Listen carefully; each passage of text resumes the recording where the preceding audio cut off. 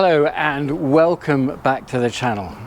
You know, I love it when one story leads to another. Well, in today's episode, I am beginning a new series, and you'll understand why in a minute, on a project that I think you will find as fascinating as I do. Come along with me. Hello, I'm Hax. I'm a filmmaker and a storyteller. I love to travel, meet fascinating people, go to interesting places, and discover amazing things. Come along with me as I search for the fascinating, the interesting, and the amazing.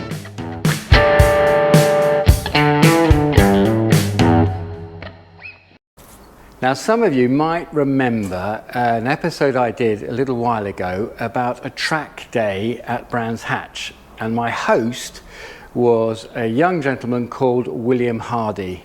Well, he's here. Say hello. Hello, everyone. And you'll recognise the car he's sitting on, because that's the car that we used in the track day. And just for those who haven't seen that episode, just at the top here, there's a little banner there for you to link straight to the film. William's day job, as it were, is working with supercars. So today he's going to show me a project that he told me about on the track day, and I have to say, I wanted to know more. So he's invited me up to come and see it for myself. So, William, tell us, what is this? Well, this is it's a Porsche 935, which is a derivative of a Porsche 911. Porsche made them, and a company called Crema, however you want to say it. And they're a 911, but made into a race car. So they've got a different body, they've got a flat nose, they've got a wider rear end, an enormous spoiler. And they were fast, very fast. Porsche won Le Mans in 1979 with a 935. Very similar to this car, actually, or what it will be. But for a road-going car, modified, it was beating the likes of prototype cars, which are race cars, thoroughbred race cars, so that you would never see them on the road. So they are quite special. And as I say, this one is going to be extra special because I've built it. I'd like to think it will be anyway. When you bought it, what did it look like? Describe it to me. It was it was just a standard 911, white Porsche 911, but with the rear body. It did have quite wide rear wheels. Apart from the wheels and the rear body, the car was just a standard road car. Full interior.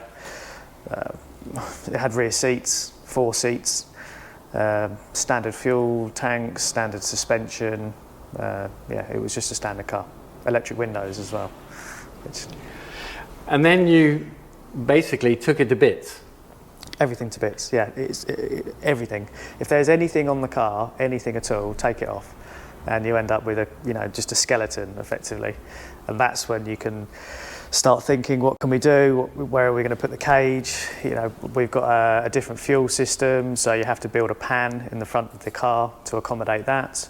There's lots and lots and lots of brackets and bits and pieces which you can actually cut off. Just get rid of them. It's dead weight. You just simply don't need it. So we've done a lot of that.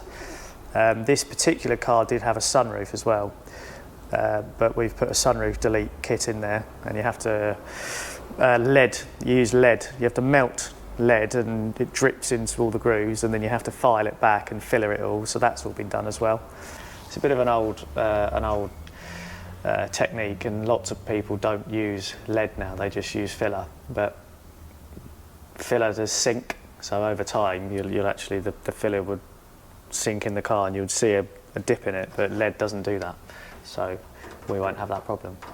But somebody had spent a considerable amount of time and money doing the rear arches.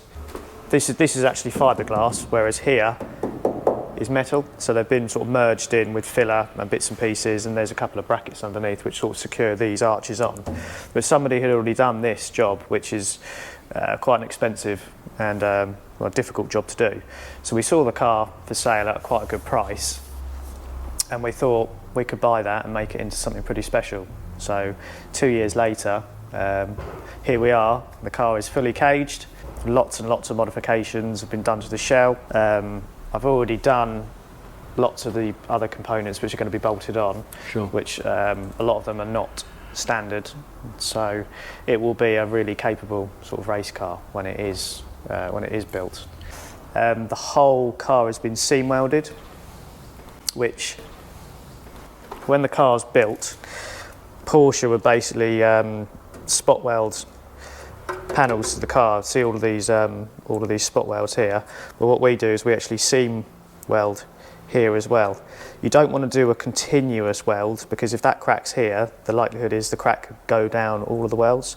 So we do one weld, 2 or 3 inches, another, 2 or 3 inches, another, and it basically makes the whole car a lot more structurally strong, but also it allows a little bit of flex because you've got lots of different welds, so it can move without the risk of one crack developing and then spreading down all the others. So The end goal of this is to make a race car, yes? yes, a fast, safe race car, and just about legal for the road as well. It'll be probably quite difficult to get it through an MOT, but fortunately, because the car is 1979,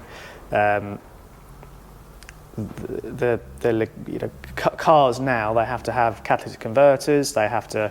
There are so many regulations that cars have to meet, but a car from 1979 doesn't have to meet those. So it's not going to be as difficult as trying to get a heavily modified 3-year-old car through an MOT as it will this. So yeah, that's the plan. William, take us through what's happened up to now. Well, the biggest thing with the shell is the roll cage. So roll bars. So if the car, in the event of a crash, obviously the people inside would be safe. It's a full roll cage. It actually goes through the dash using these bars here, and we've basically integrated it in the front. So if there was a front impact, the whole car would take the impact. It's not just going to crumple. We've also gone into the back of the car. So here, there would have been, you can actually see the line here of where there would be rear seats.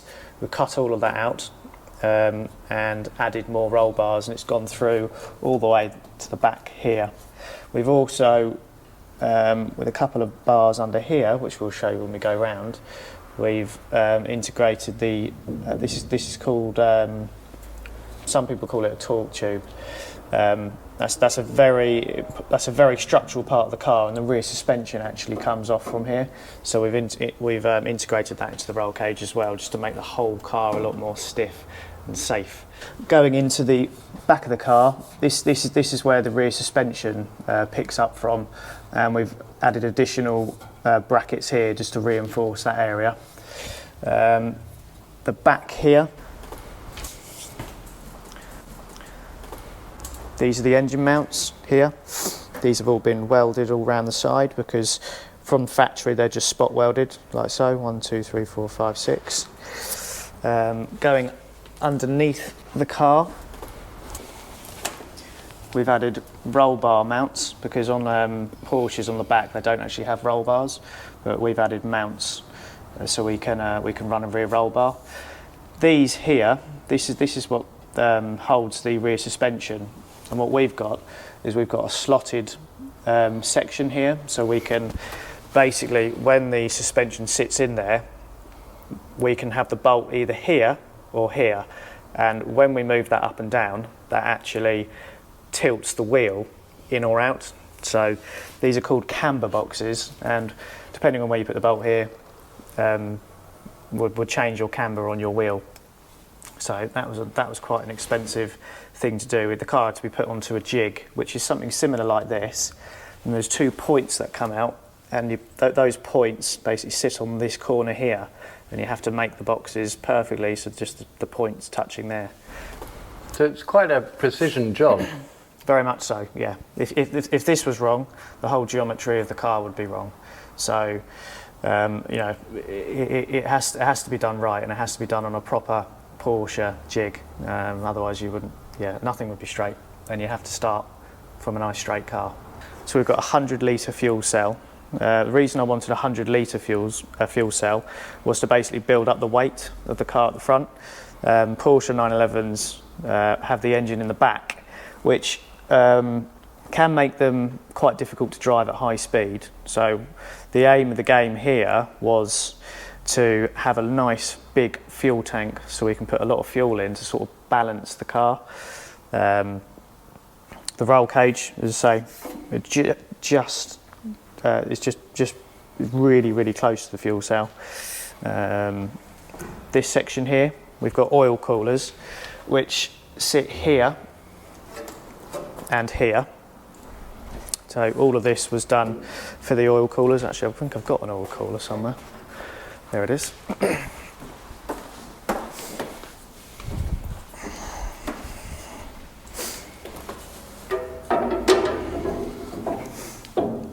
So the air goes through here and it'll come through these here and then out here.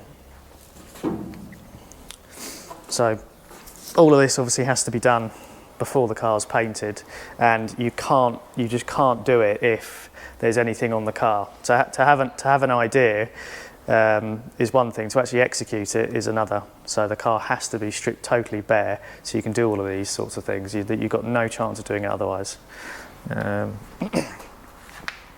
These are for they call it a one-piece clip. It's basically a very large front wing which comes down all the way round and up the other side. So your front wings and your bumper is one piece. So they call it a one-piece clip. And they say these are here, so we can just screw it tight to the car. That wasn't there when you took the car apart, so no. You've had to build that. So how do you know that you've actually got that positioned properly? Trial and error, really.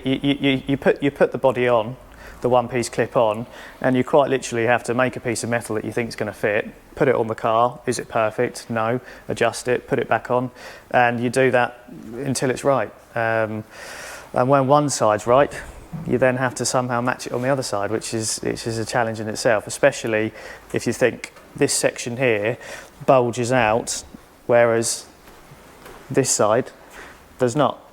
But you still have to make them perfect and make them look good as well. Another little trick that we did with this car, we've got an air jack system, which is a system you can here. You basically put a lance of compressed air on in the pits, and the whole car would jack up, and it means changing the wheels can be done without using a generic jack. So that hole there is where my air jack is going to go. You can actually see, if you look down there, where it will pop out. Just here. Lots of other 935s, factory ones, they had the air jacks here, which basically meant when you turned the wheel, there was risk of the wheel rubbing on the air jack, but our ones are actually integrated in the seal. So that was a nice little thing we did.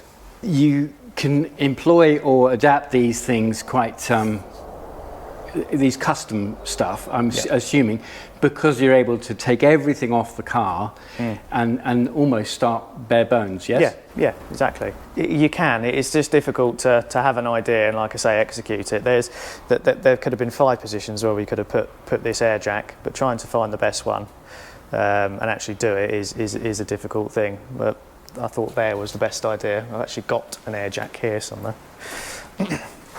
So that's your air jack there.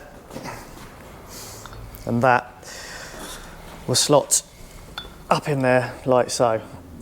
And when you compress when you put the lance on, this basically fires out.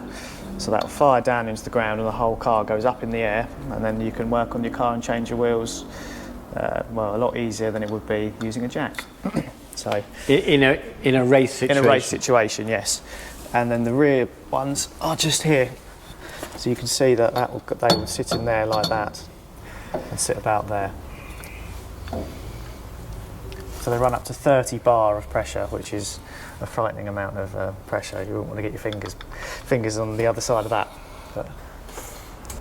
So you mentioned the fact that you having an idea for it and actually implementing it are 2 separate things. So how much of this is William Hardie's idea of a perfect car?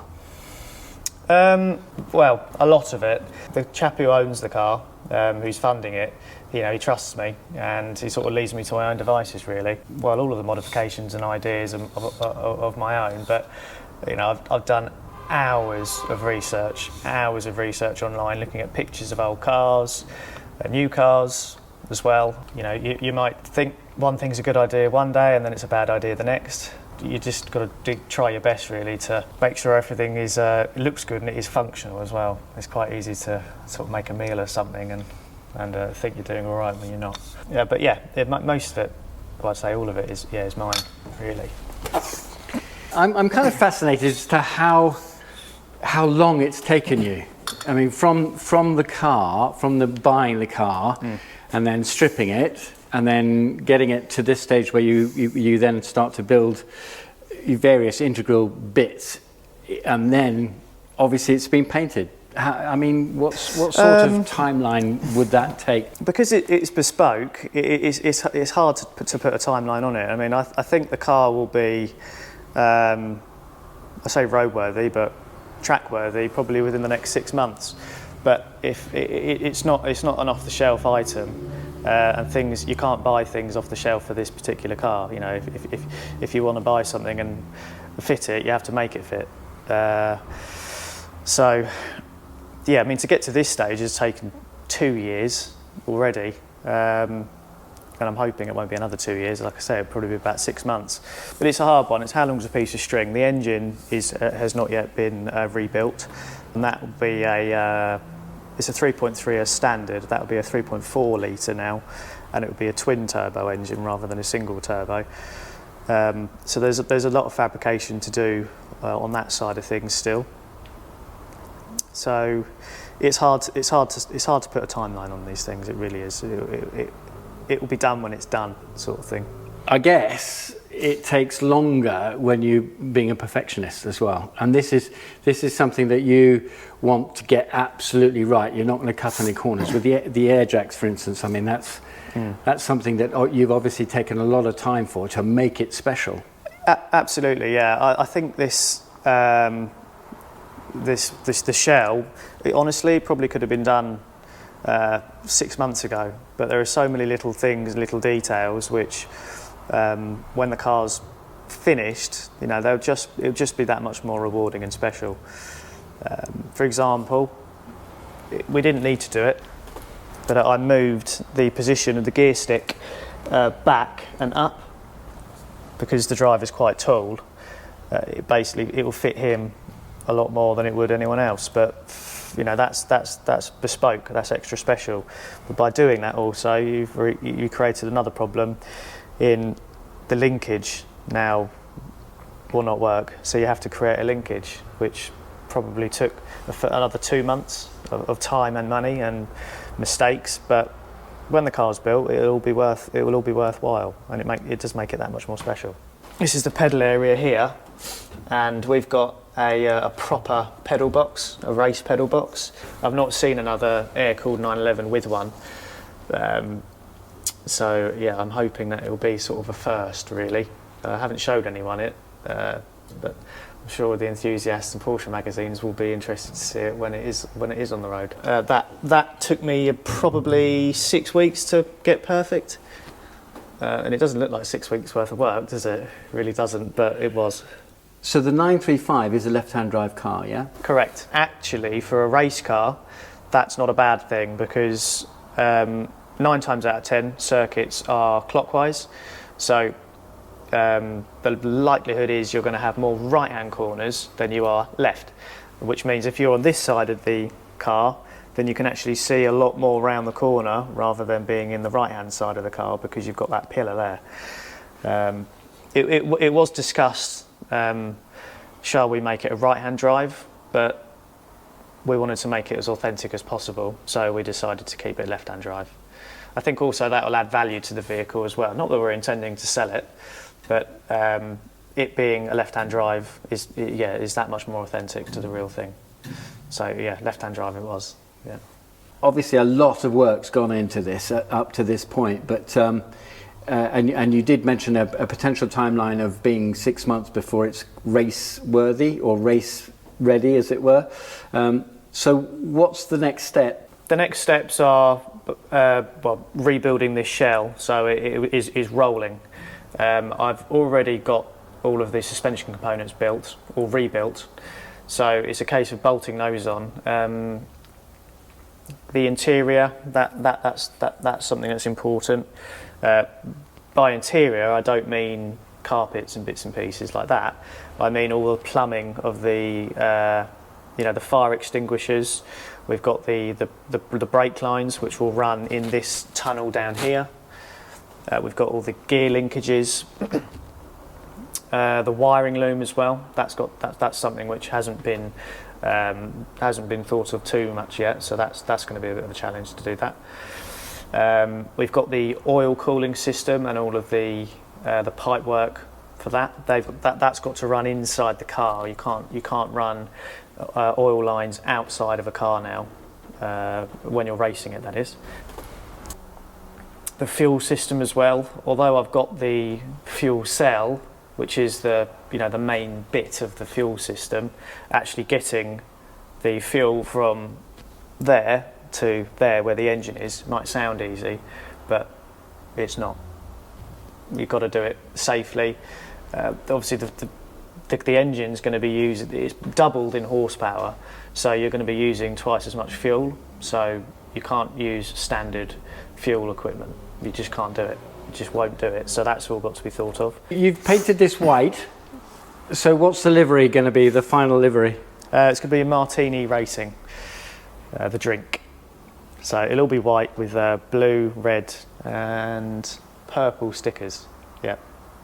What I'm fascinated as well is the amount of research that you've done to actually go back and check out that it, in order for you to actually get it as original as possible, but as modern as possible, I guess. So yeah, to have a period car, but with modern technologies.